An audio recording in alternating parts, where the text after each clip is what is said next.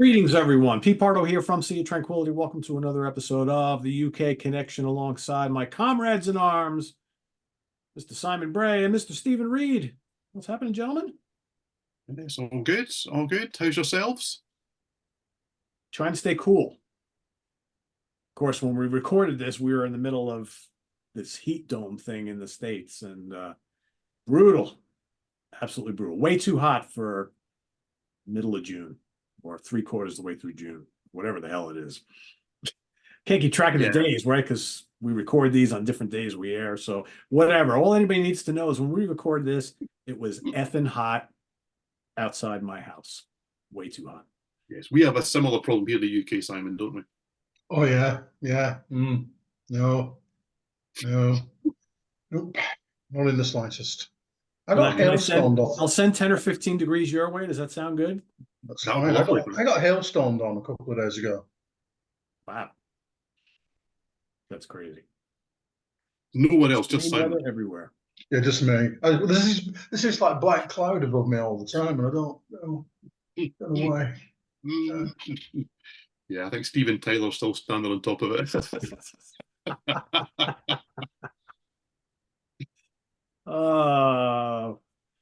I have rewatched clips from that episode numerous times.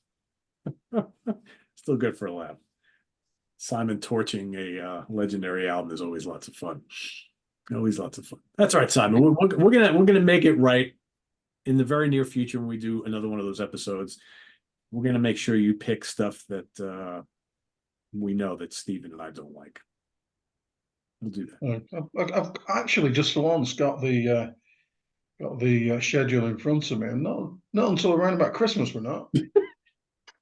There's no revenge till at least November. That's a terrible shame, that, isn't it? It's a terrible It really shame. is. It's almost like I've been completely stitched up, isn't it? Well, we can either laugh about it or change the schedule, right? And just, interject something. Let's laugh about it. I like the schedule. It's good. It's a good schedule. Cool. Including today, right? Because we're very much so. AOR Melodic Rock. We got a trio of albums to talk about. But before we do that, Simon, I know, hopefully has a delicious beer he's going to share with us today. I have a delicious beer. And you know what the really great thing about this beer is? And by the way, my name's Simon, and I'm 2 weeks Aerosmith free. And you're feeling good about that? I'm sure you're feeling good about it. Feeling good about it. But you know what else I'm feeling good about? I'm feeling good about my beer tonight, because if we ever met up and if we ever had an actual beer together, I'd have this one all to myself, because this is Badger Master Stout. Yes, it's a coffee stout. No. Nom. Coffee in stout, and it's got a stout. Genius. Yeah, so I had a taste of it while you two were yapping on earlier, and the really terrible thing is that it's really, really strong, and it's going to keep me awake all night. The coffee flavor is really strong. That's what I actually mean. It's 6.7, and I'm going to give it a magnificent 3.045987. 3.04? That's pretty low. Yeah, it's really, really coffee-y. Really coffee. All right, so it's so coffee it's even too far for the person that likes the coffee ones. That's right. Yes. Okay. Almost like an espresso in stout flavor. So, well, look at that color. I mean, it looks good. Yeah. Well, after my coffee debacle last week or 2 weeks ago, whatever, and then I replaced it with one which was as fair to middling as it gets. I'm playing it safe. I've gone for Belhaven Black. Okay, Scottish stout, smooth, deep, distinctive. 4.5. I've had it a million times before. I know I like it because I'm not putting myself through that again, like I did on the last show. It looks like this in the glass, which is rather fabulous. There you go. And I know it tastes fabulous already. I could rank it before I drink it. That would be unprofessional of me, and I just wouldn't do that.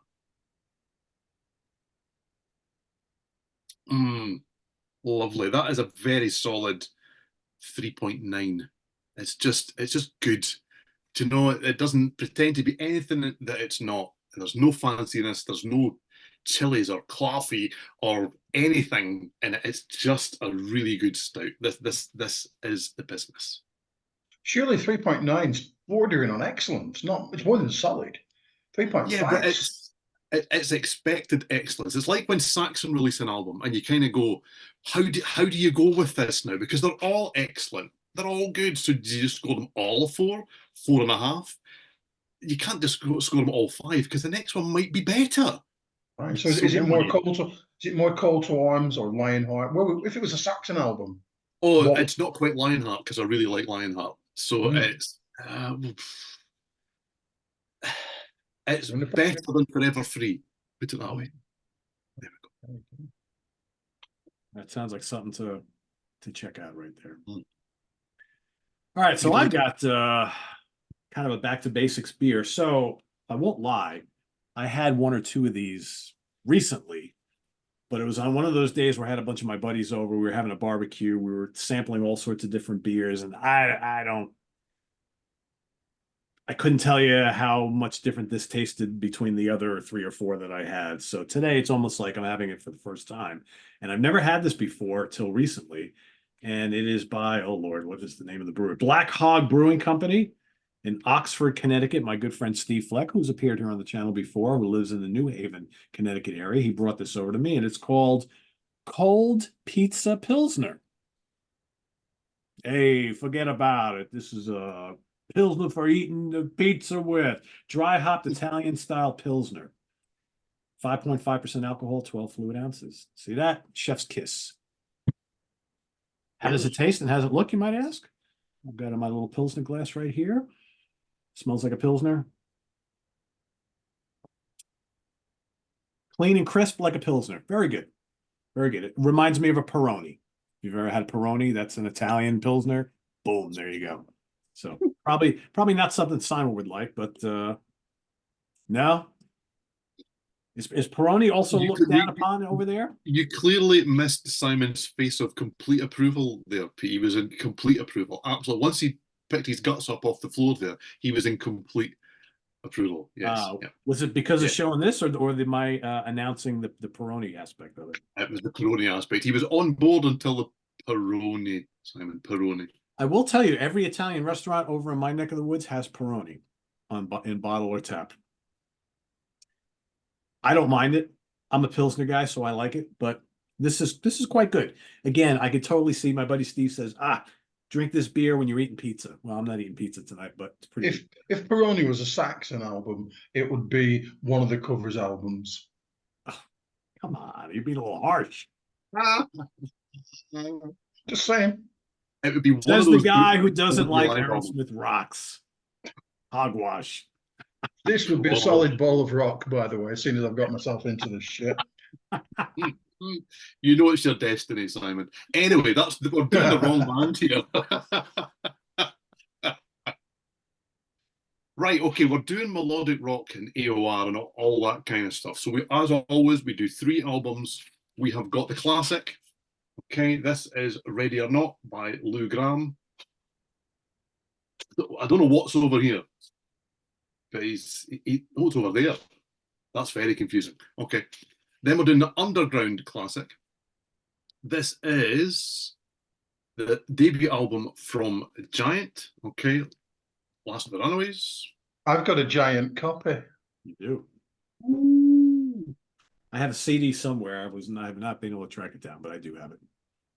And then we have they made an AOR album, which maybe should be said in a different way this time. Maybe should be said, did they make an AOR album? But this is, well, it depends where you are, what it is. Because for myself and Simon, this is the fabulously titled, The Amazing Kamakazi Syndrome. Okay? If you're in the US, it's called Keep Your Hands Off My Power Supply. Got the guitar with the hand. Everybody here has seen it. Absolutely. Yes. More of that later, more of that confusion later on. So I don't know if you want a bit of about Mr. Gramm's album here. Will we do that? Okay, so this is Lou Gramm, Ready or Not. And this was his solo debut album, which was released through Atlantic, as you would expect. That's Foreigner's label. It was released in February 1987. And just a few months prior to the release of Foreigner's Inside Information album later the same year, which was Lou's last, for the time being, with Foreigner. And although he wouldn't depart the band until 1990. So Ready or Not was produced by Lou Gramm and Pat Moran.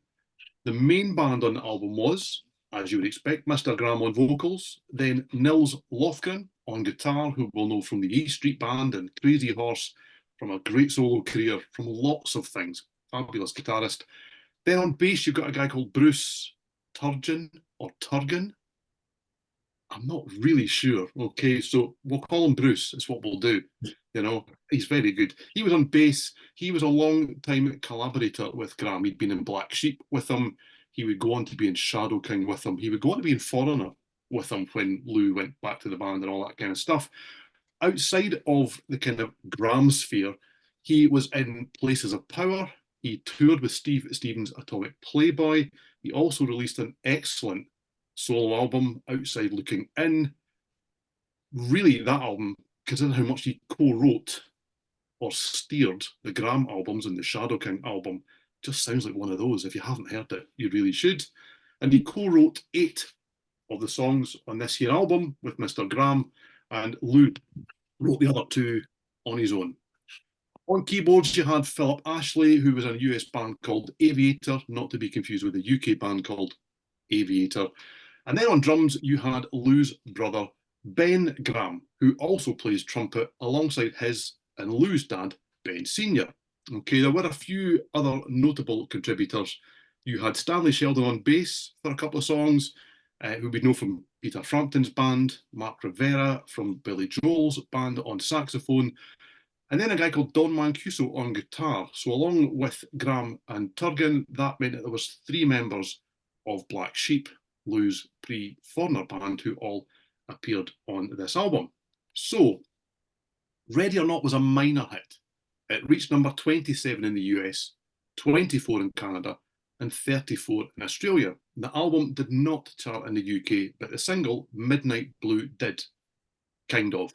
It reached number 82 in the UK charts. Okay, now it did do better elsewhere. It got to number 5 in the US, 8 in Australia, and 29 in the Netherlands. Although I did hear a recent, as I was going into kind of doing a little bit more listening for this album, Lou did a recent version of this live. Thankfully, he seems to have refound his voice to a large extent, because he's obviously had health struggles and various things over the years. He's sounding much better, just as he seems to be bringing it to a close. And just before he played Midnight Blue, he suggested that it was the most played single in the US in 1987. How you can actually quantify that, I've got no idea. He maybe made it up because it sounds good. He's not that kind of guy. He wouldn't do that. I don't know. But he did say it, and he said it out loud, and it is recorded. So anyway. So the title track was also released as a single, but that didn't make much of an impact anywhere. And neither did the single Lost in the Shadows, which was also released in 1987, that Gramm recorded for the Lost Boys soundtrack. And that might be, controversially, better than anything that's on Ready or Not, but that's a story for another day. So Lou would go on to release one more solo album, Long Hard Look, in 1989. Then he would leave Foreigner, we'd do Shadow King, and he'd join them again, and he would do Mr. Moonlight. And then he would release one album as the Lou Gramm Band in 2009. And that there is Ready or Not by Lou Gramm. Yes, indeed. All right. What do we think of this, Simon? Well, tragically, I like all this week's albums. Sorry. Yes. Well, but a sense, how do we do this? Do we choose like one album each, and then I can't remember how we do this. It's been such a long time, but great choices from us. The way Simon and I've tried to put these together as we do them is I've tried to take one album that was suggested by each of us and put them into a 3. I can't remember if that always works, to be fair, because a lot of these were suggested a long time ago. Yeah, 3 really good albums. This is one of the albums that I had when I was at university, that I used to annoy the good people of the Rhondda Valley on the train by playing on my cassette player very, very loudly through really primitive earphones that kept absolutely nothing from going everywhere else. The amount of times I got told to turn that shit down, it's a bit like being with Mrs. Simon. But do you know what? What a good album this is. It's a really, really good album. Side one's virtually perfect. Virtually perfect. Ready or Not, you know when Ready or Not comes on that you're going to have a good time if you like this. There you go, Stephen. That's it. Very good. Yes, everyone's now got a mental picture of it. So and then the intro to Heartache. It's just so good and so. AOR and melodic rock. It's just it's a really great melodic rock / AOR album, but it's not drenched in keyboards. Isn't that interesting? Because now it does seem to be that you've got to have this superhumanly, stupidly loud production and have keyboards as if you've got 38 Jonathan Caines. In the band. This is not like this is a guitar album mostly, and the guitar sound on this is sensational. It's absolutely sensational. It's so clean, so precise. It's so makes you want to go, oh yes, thank you. At Midnight Blue, I cannot believe that was not a hit single. It's just so catchy, and maybe it's because it takes a while to get to the bit that people might remember, but it's just such a really great song. And the opening guitar, and it's just so really, really great. Yes, good word, Simon. Great. You're really working well tonight, Simon. It's a really good album. When I revisited it, I've listened to it a lot, because we know how much dedication your Uncle Simon puts into this, don't we? We know. And I've listened to it a lot, and mostly I've listened to it, walking the dog and in the car and stuff like that, without actually picking up the cassette player, because the cassette player that I have lives in the shed, and it's pissed down all year. So the shed's kind of like remained relatively unused since last September. And it was only what I kept thinking to myself, this is such a great sounding record. This must be a Terry Thomas album. It must be, because it reminds me quite a lot of Tommy Shaw's Ambition. In the it's got that classic, really clean, really I want to say precise again, but that will be the same word, and that's not good. So we can always edit that out. But except he remembered how to produce guitars on this album, unlike that other one.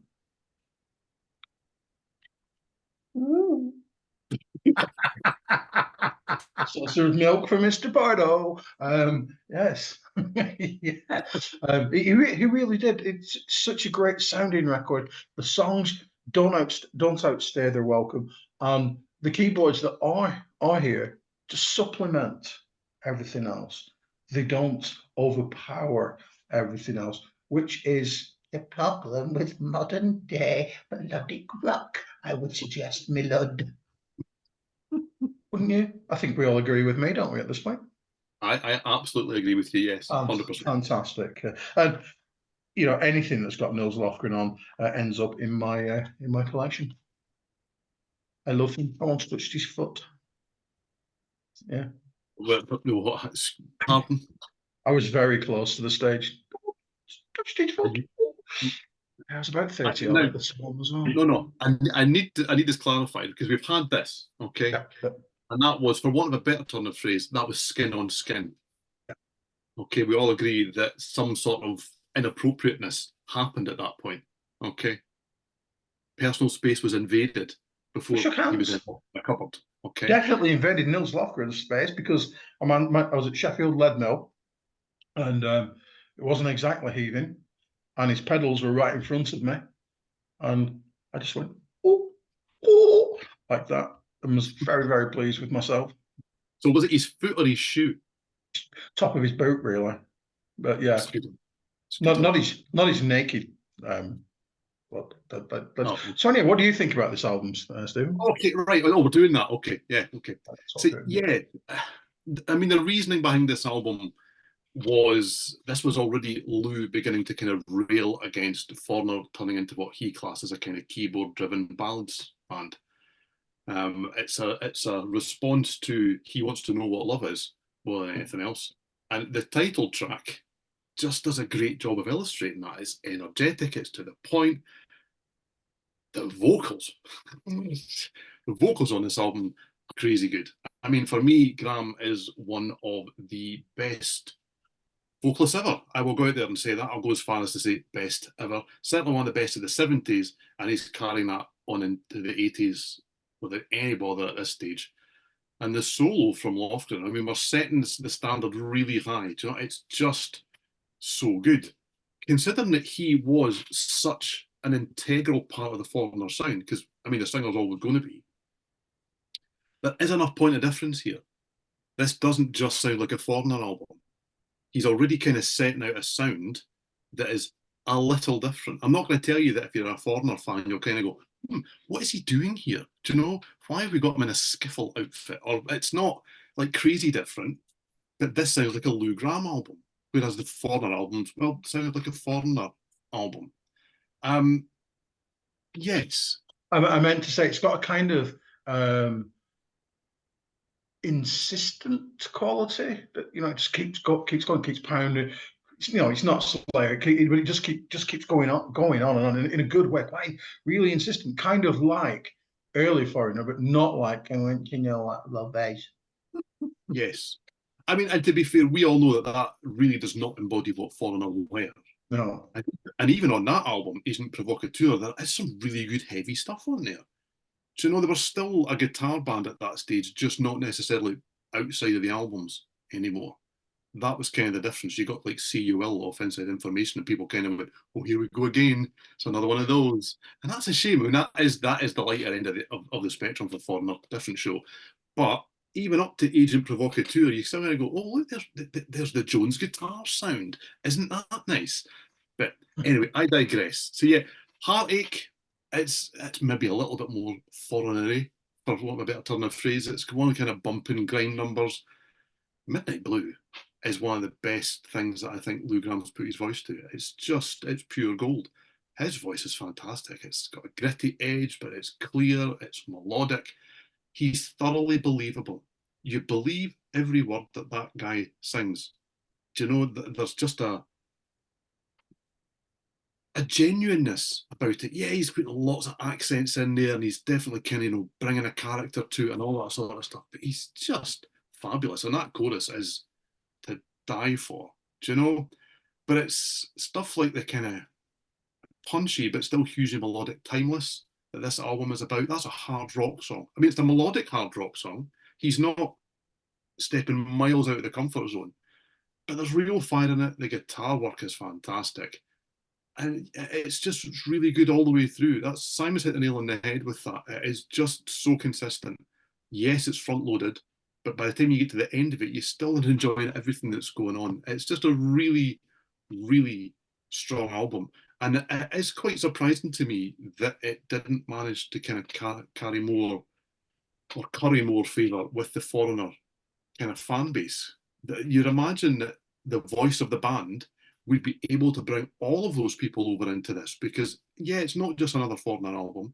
And I do think that when you listen to Lou's two solo albums, not so much the Lou Gramm Band, but certainly the Shadow Count album as well, he's kind of got his own sound that is there. You know it's him. He's still working within that comfort zone that everybody wants to hear him in, but it sounds like a Lou Gramm album. This is fabulous stuff. This really is. This should have been utterly ginormous at the time. There you go. It's way better than Inside Information too, but there you are.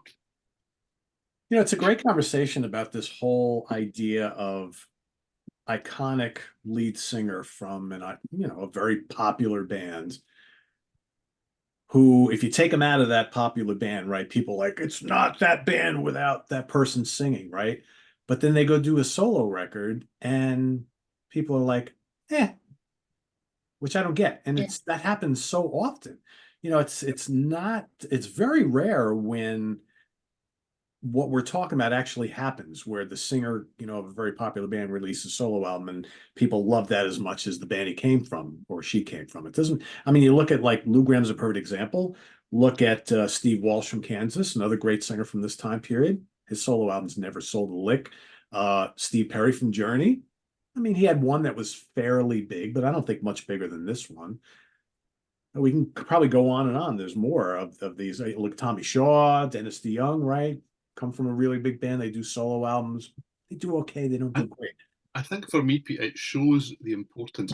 I often have a bit of an issue, and I get why people suggest it, when a band changes their sound and people go, oh, they shouldn't have called it that band name. Let's just say, I don't know, Van Halen, Genesis, all of those, Marillion, all of those kind of bands that make a change in personnel and the sound changes and people go, oh, if they called it something else, I would like it. Yeah, but if they called it something else, the casual fans wouldn't have bought it. Because the casual fan doesn't actually know who Mike Rutherford is, or they don't actually know who Steve Hogarth is, or Fish, or do you know, and all that kind of stuff. And as soon as you take that band name away, Foreigner, those casual fans kind of go, that Lou Gramm guy, that sounds familiar, doesn't it? Yeah. Do you know? So people who are not into it don't buy into it. Because you got a built-in audience, right? You can't get rid of the name. People, well, it's not the same band anymore. Well, you know, throughout the history of rock and roll, bands have changed members. Members have come and gone. They've died. It's what happens. If every single one of them was going to change their name, you would have all these legendary bands who had one or two albums because they just kept losing members and changing their names, right? It doesn't work that way. It doesn't work. I think it helps if you reach for a completely different audience, like say Phil Collins. Ooh. You know, because Phil Collins solo shit really isn't much like Genesis, is it? No. Yeah.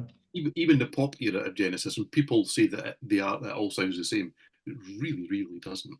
Really doesn't. It doesn't sound anything like his solo stuff. You can, well, to me, you can tell the difference immediately, but some people will definitely tell you different with that. Yeah, I agree with you. I think Lou is one of the greats from this era, for sure. I always look at him as late 70s into the 80s of these American bands who had these fabulous singers like him, like a Steve Perry, like Ann Wilson, like Brad Delp from Boston, and Steve Walsh, and we can go on and on. Just amazing singers that were so talented. But back to this album. I think this is a really good album. Importantly, though, this doesn't really sound like a Foreigner album. I think that's a good thing, right? It's got the voice, obviously, but I mean, Simon hit the nail on the head right off the bat. It's like there's lots of guitars on this album, and yeah, there's some of that mid-late '80s synths popping up here and there, but there's guitar up front on almost all these songs. It's that magic voice, but it's a rock album. It's a melodic rock album. There's all upbeat stuff on here. It really, when you listen to this, it does not sound like Foreigner, to my ears anyway. I think title track is amazing. What a great album opener. Up-tempo, rockin' Heartache. Again, really catchy. Midnight Blue is terrific. What a great single. That was pretty big here. I'm surprised that the success of that single did not drive this album to bigger sales. I don't know. Maybe there needed to be another big hit on here to do that. I don't know. It really was the only one here that did fairly decent. Time is a great hard rocker. If I Don't Have You is good. She's Got to Know is kind of bluesy, kind of gritty. I really like that a lot. I love Arrow. It's got plenty of cowbell. Can't go wrong with cowbell. Love that, right? Cowbell's a good thing. Yeah, exactly. What else we got? Or Arrow Through Your Heart. I forgot to mention the whole thing. But the only song on Chain of Love is really good too. The only song I really don't like is Lover Come Back. To me, that kind of ends this album on a limp note. It just doesn't really do a hell of a lot for me. But overall, I think this is really good. That voice is amazing. There's plenty of guitars. And yeah, it's great production, right? It just sounds really good. I like it. It's good. Really good. Okay, so the Underground classic then is, and it's not the best album cover in the world ever, it has to be said. Okay, this is Last of the Runaways by Giant. This was released in 1989 through A&M. It was produced by Terry Thomas, who was in the band Charlie and loads of other things, lots of credits. It doesn't seem to have charted well anywhere, but the single I'll See You in My Dreams reached number 20 in the US singles chart, while I'm a Believer got to number 56, although the follow-up, Innocent Days, didn't have any success. And they do have some nice, slick promo videos. So to be fair to A&M, who are not famed for doing fantastically well with rock bands, they did put some effort in. So the band were made up of, and I know that there are some people out there who are massive Dan Huff fans. I cannot cover the career of Dan Huff on this show, or we won't do anything else. So this is very, very much a condensed version of that. So he's on vocals and guitar here. Okay, he has a huge, huge credits list and a variety of different roles, mainly in the studio. Okay, with everyone from Michael Bolton to the Cadillac 3, from Doro to Whitesnake, from Greg Rowley right the way through to falling off playing guitar on Lou Gramm's solo album, Long Hard Look. Okay, and yes, a million other things, people. I know, the guy's great. I get it. I'm on board. Okay. Dan's brother, David Huff, is on drums, along with other things. He played in Bloodgood, Age of Faith. He even played with Mark Farner of Grand Funk Railroad. Then we had Alan Pasqua, I presume that's how you pronounce it. Apologies to everybody if that's wrong, on keyboards. Same again. I mean, the credits list here is amazing. Okay, he's recorded with Pat Benatar, Stan Bush, Sammy Hagar, I-10, Eddie Money, Rick Springfield, Starship, Kip Winger. I'll stop. As a live musician, he's played with everyone from Bob Dylan to Cher, Santana, Michael Bublé, Alan Holdsworth. I mean, we're all over the place here. Okay? He was a big fusion guy in the 70s. That's where he got to start in fusion. So it's like, you know, he was a jazzer back. Yeah. Fantastic player, fantastic. Yeah. And on bass, you've got Mike Brignardello, which you really have to think about saying. And he's also worked with Jim Petterick and World Stage, Jamie Kyle, Mitch Malloy, Van Zandt. These guys were in demand, let's just put it that way, okay? So that lineup would release the debut. They would also release 1992's Time to Burn, which is utterly fabulous as well. I have to say, he is giving away what he thinks about this album straight away.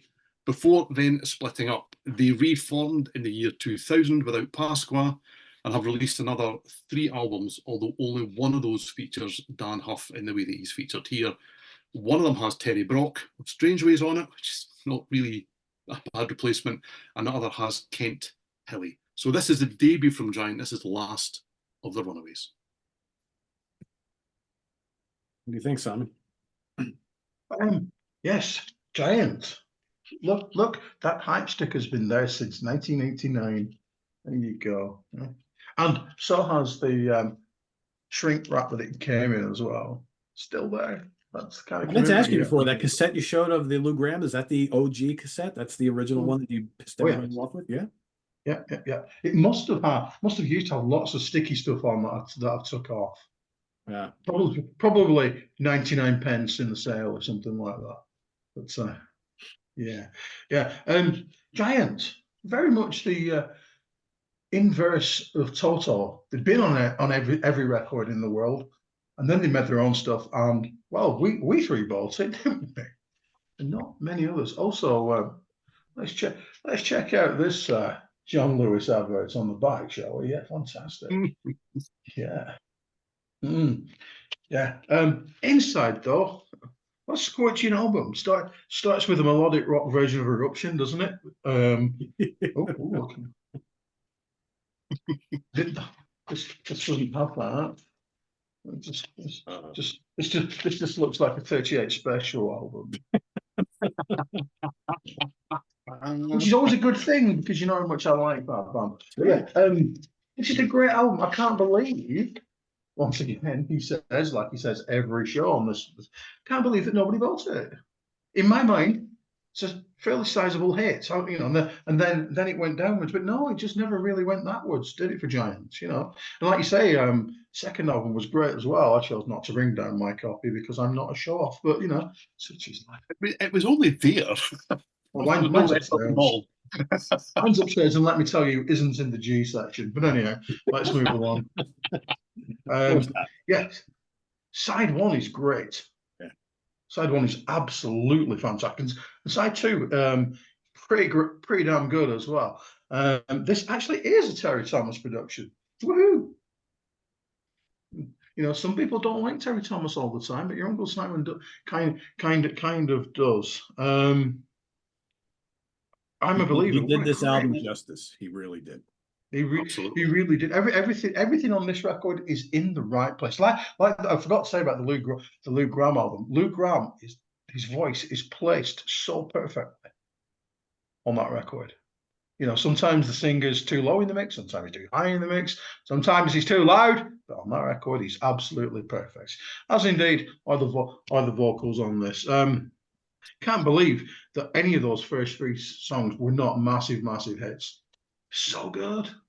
You know, they just wormed their way in. The playing is uniformly brilliant all the way through. Maybe it's one of those records just, you know, too good for the common people, don't you think, kids? Don't you think? Just Possibly. us connoisseurs. You know, it's an absolute unheralded classic, don't you? I feel like we all agree, don't we? It you know, it really is. It's just, why did it not sell, kids? Why? Well, I have a theory, but it's not my show. I love theories because it is such a good melodic rock album. It's got everything going for it. And again, not hugely swamped in keys either. Yes. I mean, they might have a fairly decent guitarist in the band, you know. Well, you know, he's okay, isn't he? He's okay. He's not bad. I think he could make a living. Yeah. So what's your theory, Stephen? Theory me up. What's my theory then? My theory then is, he says, checking the year of release before he goes and starts to talk rubbish. 1989. We're in no man's land. Okay. So this is, to me, much more linked musically with maybe 5, 6, 7 years earlier, is the problem that this band have come across. I think 87. I think 87 would have worked too. Yeah, possibly. Honestly, I think this only missed the boat by like a year and a half, 2 years. Do you know, I'm going to say something that's going to be an arrow through your heart, Pete. This album is way more sophisticated than 1987 by Whitesnake. Way more sophisticated, because that album is all about sticking its crotch in your face. This is not. That's not what this album does musically or lyrically or metaphorically. Okay, there's no crotch on the album; it's all feet. Okay, right. Have you just? You know, I love Whitesnake, but yes, the word, I never really think about the word sophistication, particularly lyric-wise with Whitesnake. No, of course not. Are you talking production, or, I mean, what? You know, Boney M are more sophisticated than. The best way I can describe it then is this album goes, okay. 1987 goes, that's the difference between the two. Never ever do that again. Right, there's absolutely no subtlety on 1987. I mean, they ramp up to 11 from the moment it starts and then go, how much further can we go? This album hovers at like 9 or 10 all the time. It doesn't need to go to 11. It doesn't need to overplay its hand. It's classy at every turn. Everything about this album is classy, from the sound to the guitar playing. And I'm not saying that 1987 isn't. I kind of am, really. I just think that there's a difference here where it takes it a little bit pre that. Yes, I think it probably could have been a success just 2 years earlier, Pete. I get that. I think a little earlier than that would have been perfect for it. Because by the time I get to 89, we're all about kind of glam and sleaze, and it's become much more about an image, along with some great music. Okay, I am a supporter of that era, and I will not apologise for it. But these guys are not playing that game here. Okay, we're a bit mean and moody. We know we've got some oil thing in the back. They want big hair, don't they? Yeah, they do, but everyone did. Everyone did it had big hair back then. That was just what everybody had. In a rock, like the Rainmakers are somebody a bit quirkier than that. You know, we're down on the farm and we're going to, you know. Yeah, absolutely. And the videos are slick, but they're not quite as thrusting and as, you know, let's put a woman on a bonnet of a car. They're not quite that. That's what I mean between kind of subtlety and sophistication more than anything else. But this is, well, it's an underground classic. Because if you actually go and look at what the AOR community thinks of this album, it's universal. This is a classic. Everybody loves it. Everybody loves it. You look outside of that community and they all go, yeah, they were a bit like Van Halen, weren't they? Do you know, it's, yeah, absolutely. Not at all, really. There's maybe one moment on this album you kind of go, Van Hager. Do you know, just a little sound. But I mean, right from the start of this album, what an opening track I'm a Believer is. We are not mucking about. To the extent that for a lot of years in my head, that album was called I'm a Believer, because it's almost like they were embarrassed to put the name of it on the album. Marketing, people, marketing. But anyway, okay, it's powerful, it's catchy. I mean, and we've already had almost the best guitar solo on the album before we have a vocal. Do you know, we just don't do that. That is absolutely phenomenal. It sounds huge right out of the gates, but it doesn't sound too big. It's not about that kind of bombast. It's just fabulous. It really is. And that's the thing. As I say, mainstream rock had kind of moved on by this stage. But how something like Innocent Days wasn't picked up as one of those kind of movie soundtrack numbers. If they could have got themselves onto something like that, this would have been ginormous, because Dan Huff's vocals are just superb. I mean, I have just gone on about how great Lou Gramm is, one of the greats, one of the best. I'll stand by that. This guy's up there. He is that good. It's just that a lot of people no idea who he is. That is the difference. Do you know? Shake Me Up does have that kind of Van Hager feel about it. It's the guitar expressions. But then the chorus is more kind of Foreigner meets Bad Company. This is a hard rock album, and I think that's maybe the difference between this and a lot of the kind of AOR melodic rock that was kicking about. This is a hard rock album that kind of has a smoother heart. This isn't just an AOR album that wants to ramp up the guitars a little bit. But then you get things like I'll See You in My Dreams. That is a big power ballad, but it's really good. But it's the rockier stuff. Do you know, the ginormous chorus of Hold Back the Night, the big pitch, the high octane, just the energy of Shake Me Up. And then you get an almost kind of funky 80s-fied Zeppelin feel on Stranger to Me. There's loads of stuff going on here.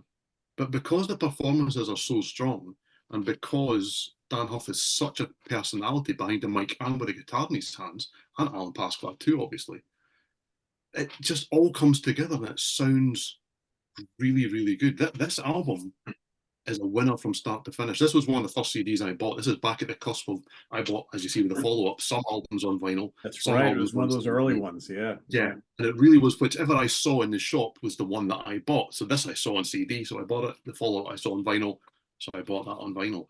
And really, this is one of those bands that there are lots we say this about. Simon has already mentioned that, where you go, why were they not huge? And there are lots of factors. And I think there are factors as to why Giant were not huge. They really should have been. They have songs, they have talent, they have musicianship, they do have a look. They have everything that was ready and ripe to make them massive, other than being just a smidge too late to the party. That's the difference maker here for me. But yeah, it's a phenomenal album. I would agree, and I think that's what it is. I think they were just a little bit too late. And before I forget, Simon, what do you think? You think that little crazed lizard outburst from Steven before is going to wind up as a meme or a GIF that's going to take over the internet in a couple of days? Woo! I feel like it's going to haunt my dreams for a very long time. I don't shut my eyes. That image will be I'll See You in My Dreams, the song. That will be the video portion of that song that you're going to hear tonight while you're trying to get some sleep. No. Before you say, go on, Pete, I have got to be nearly 57 years old, and I've only just in the last 5 minutes worked out the cover. Look, he's a fucking giant. I just thought oh, look how rustic we are. We're so Midwestern. We're a bit like REO Speedwagon or something. No, he's just a giant. Just yeah.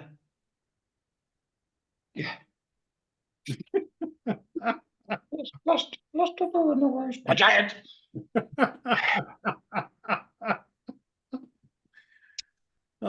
Steven, here's another theory. And I was thinking about this the other day because I was watching a couple of their videos. And I was thinking of another band who, quite frankly, should have been huge and never were, who had a front man who was a good-looking guy, killer guitar player, a killer voice. And if you look back on like this era of rock music, very few bands that didn't have that definitive frontman vocalist out there who just did that. Mm-hmm. If you look at the bands who had the strong singer and a great guitar player, some of those bands never really made it. I was thinking about Y&T. And I was thinking about this band because if you in the videos, there's some scenes where he doesn't even have a guitar and he's out there singing, other where the guitar is slung over his shoulder, and the other scenes where he's playing. And I'm like, it's almost like it's an image issue, right? Because I don't think this band really had that image, but it's almost a little confusing. Well, who's singing? Who's playing guitar? Oh, it's the same guy. Is it? Is it not? I don't know.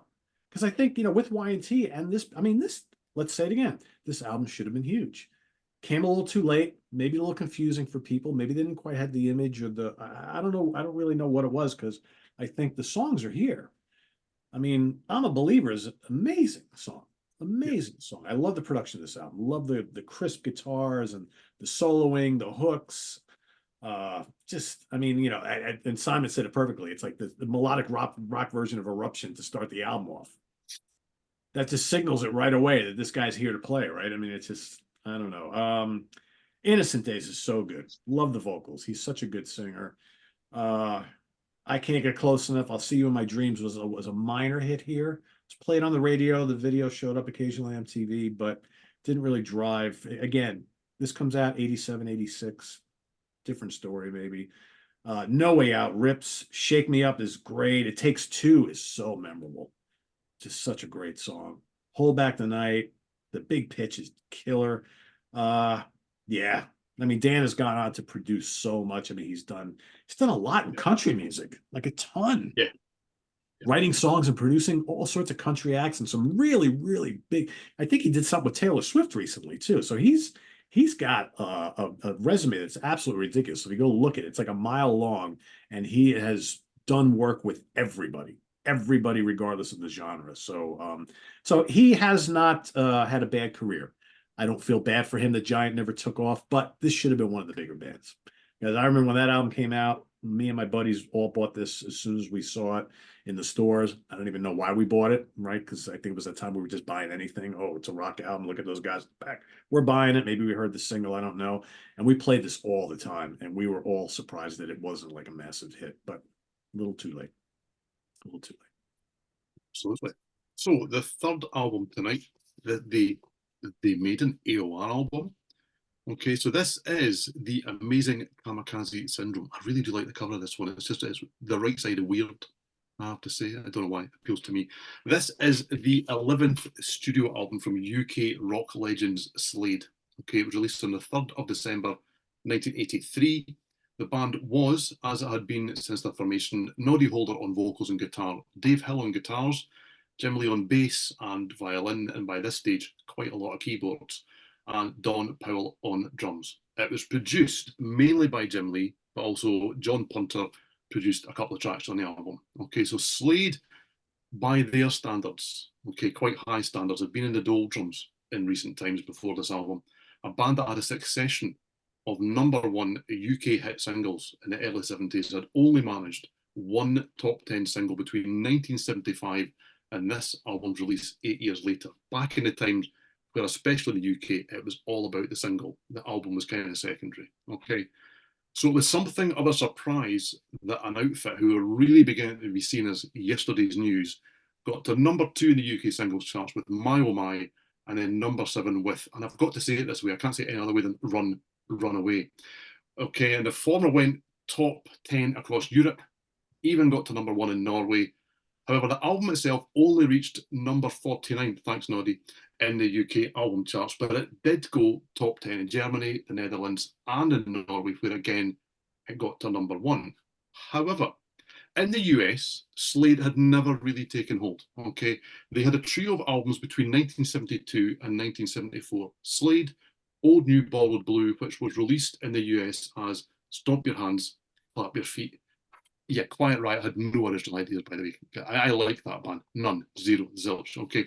And Slade in Flame. And they all kind of hovered at the lower ends of the US album charts. However, thank you, Quiet Riot, with the huge success of their Slade cover, Come On Feel the Noise, it was kind of decided to give Slade another go in North America with a vaguely kind of loosely reworked version of the great Kamakazi Syndrome.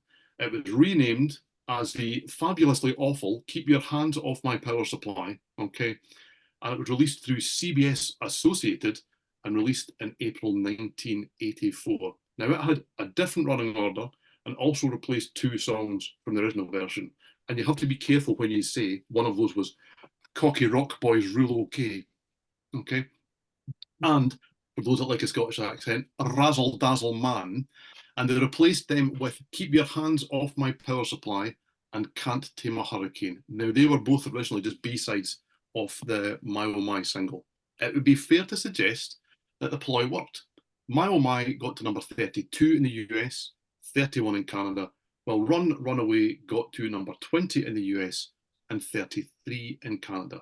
The album itself got to 33 in the US and 26 in Canada, where it even went gold. So this is, as well as being something else, the amazing Kamakazi Syndrome by Slade. What do you say, Simon?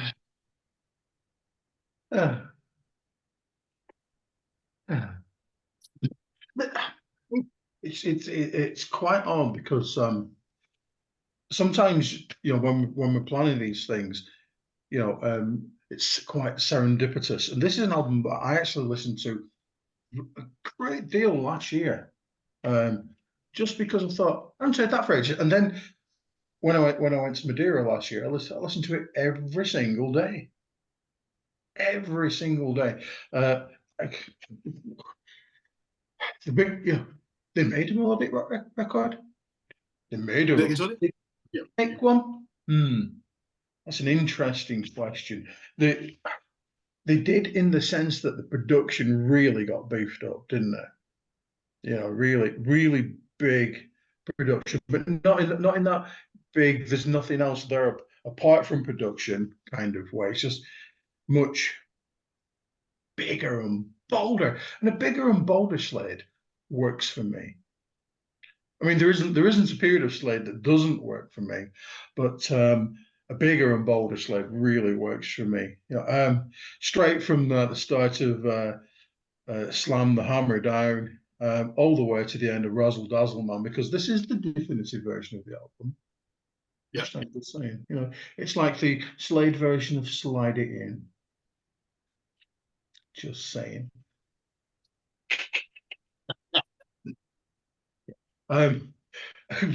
Really great. And the thing about this album is, you know, you can have your John Bonhams and you can have your Scott Columbus, but Don Powell, what was he playing on this? What was he playing? Mountains? I don't know.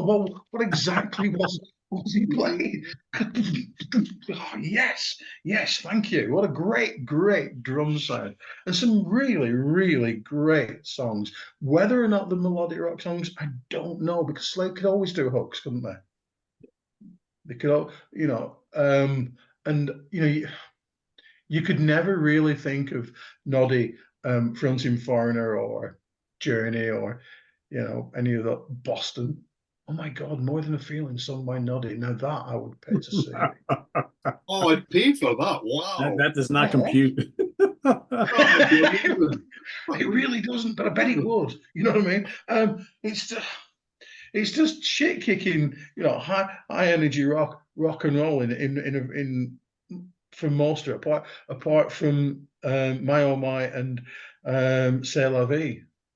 But the drum bit in My Oh My before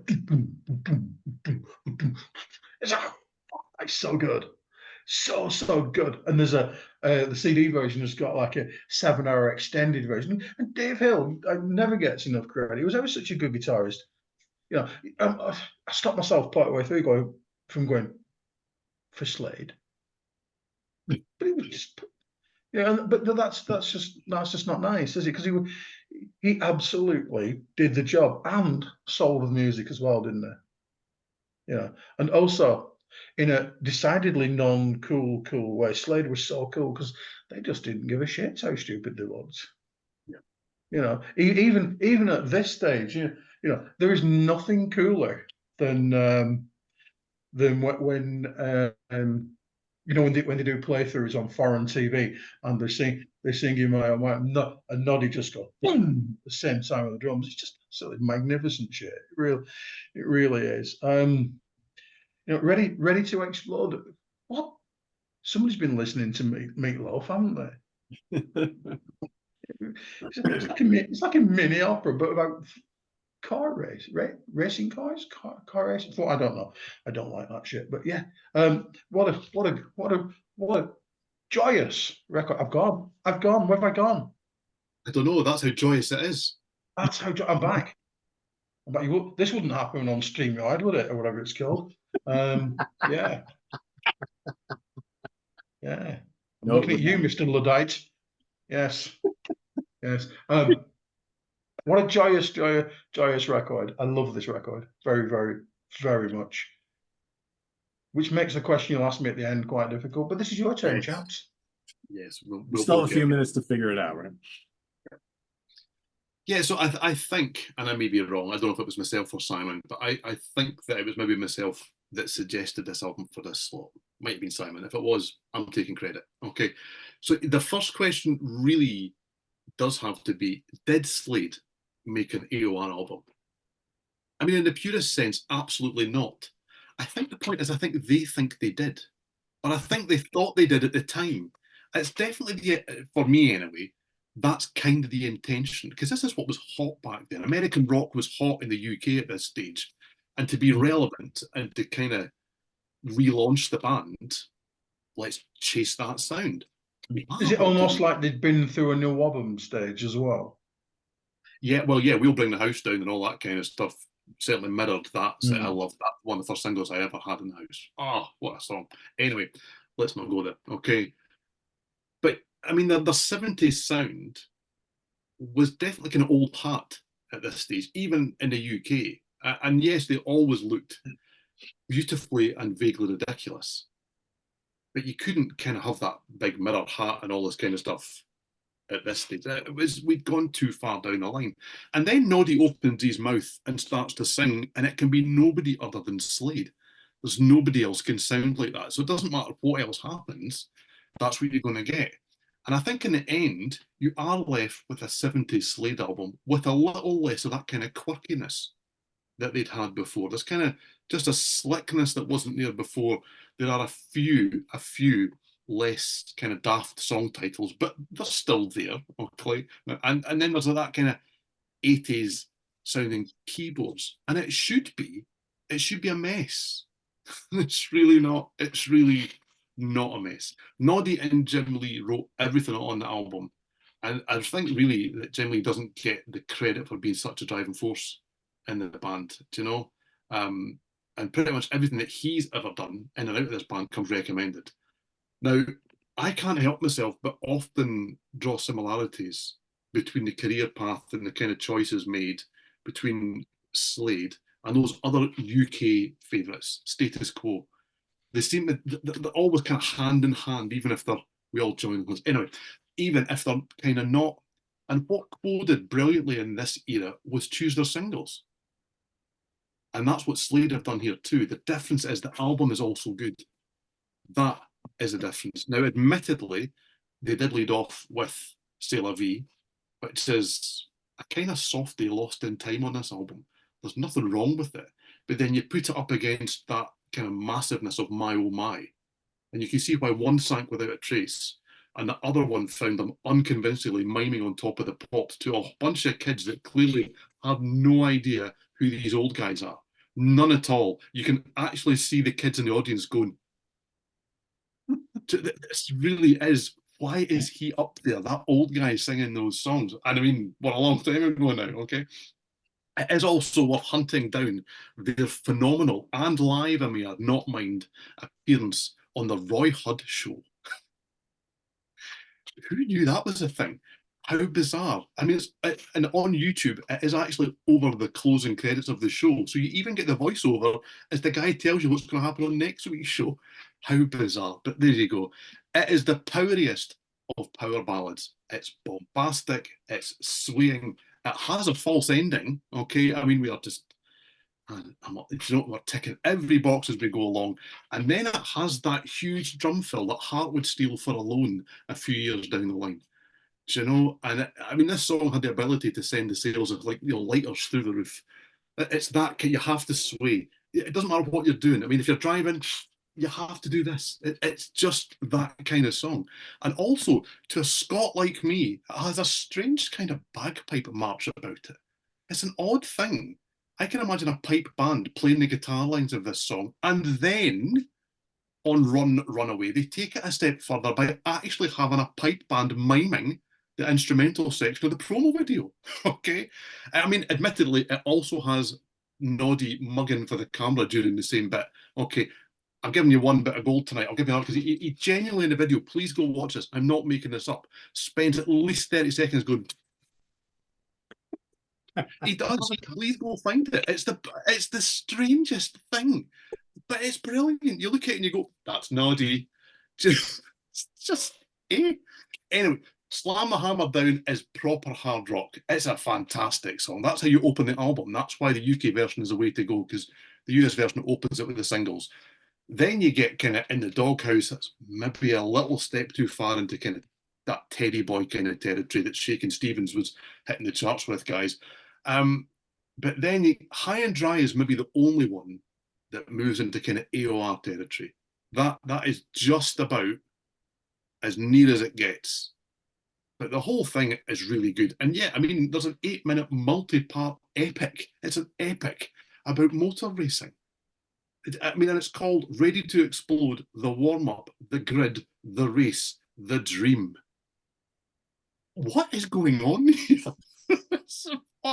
It's such a stupid idea. And then it's great. It's really good. I mean, there's voiceover, there's commentary. It's like the Slade does Tommy by The Who in like this amount. Just anyway, it's weird, but it's really good. Cheap and Nasty Love is, if you'll pardon me saying so, really good fun. It's but in a kind of almost Saxon with a keyboard sort of way of Razzle Dazzle Man. That's how they close the album out. It's really odd but brilliant.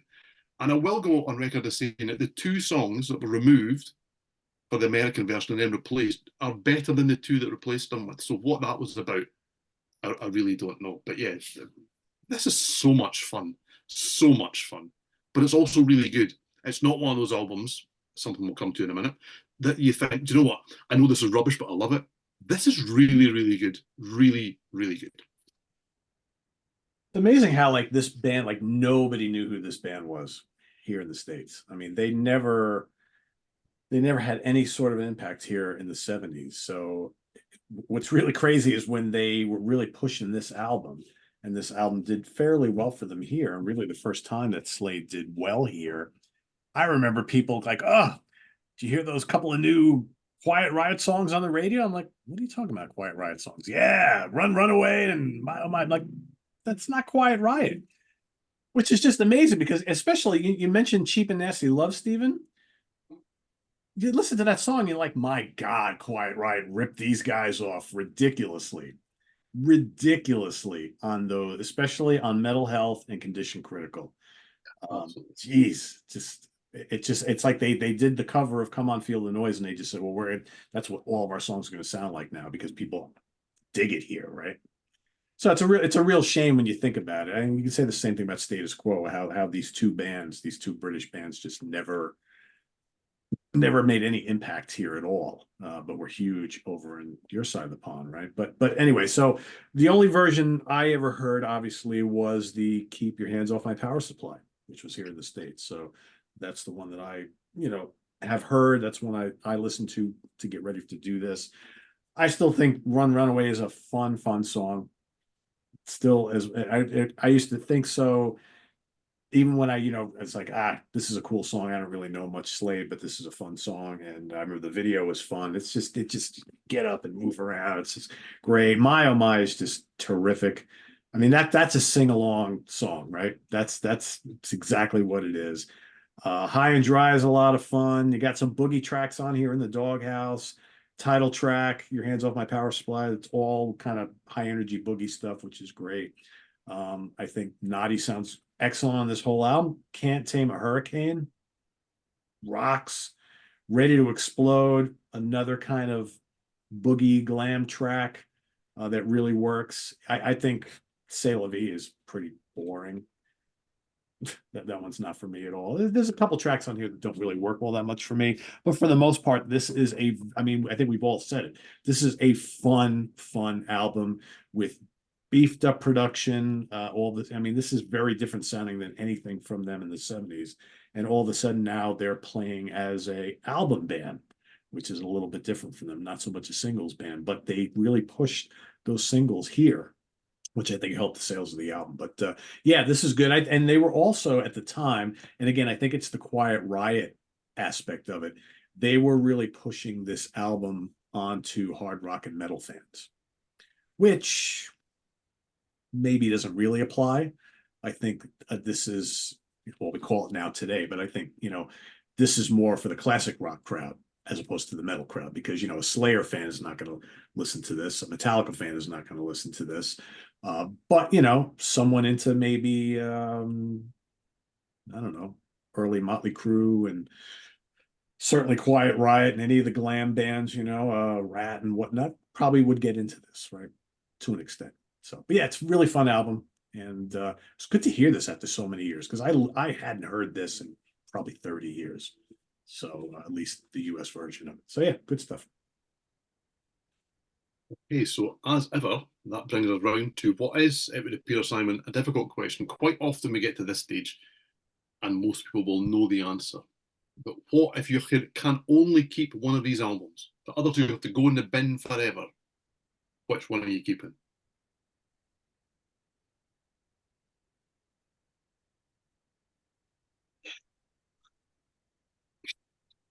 It's such a tough thing, isn't it? Well, Michael Bolton's not one of the options, Stephen, is he? So it's gonna have to be.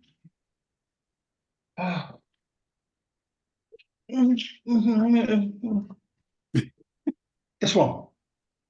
No, no, no, no, no, no, no, no, no, no, no, no, no, no. Gotta choose one. Gotta choose one. Do you know what? Life would be really shit if you just had the one record. Yes, it would. So let's make life really shit. You've not got the one. You've got all the ones that you've chosen in previous shows too. This is to complement those other albums. That's right. Oh, okay. So I've still got Rocks by Aerosmith. Thanks. Unfortunately, Oh, absolutely. Yeah. Brilliant. This one's longer. Okay. This one's genius. Longer. Yeah. Genius. But Simon, you already have a Foreigner album from a previous episode, so This one. There you go. Sticking with Slade. Yeah. Okay, Pete. So out of these three albums, which one is your keeper? I'm going to take Giant Last of the Runaways. Yeah, I found this really, really difficult, I have to say, because I really love the Lou Gramm album, and a lot of the shows we've done for Melodic Rock, it's a surefire winner. I like it from start to finish. Okay, but the nostalgia of this, I mean, My Oh My was one of the first singles I had, loved it to bits, and yet this is one of the best albums that I own, and I've really got to therefore just go with this. And it's one of those albums that when I put it on to remind myself when we were doing this show, you thought, do you know what? I must have blown this out of proportions. It can't be that good. It's that good. Yeah. So yeah, I'm keeping the Giant. That's where I'm going to. It's a phenomenal album.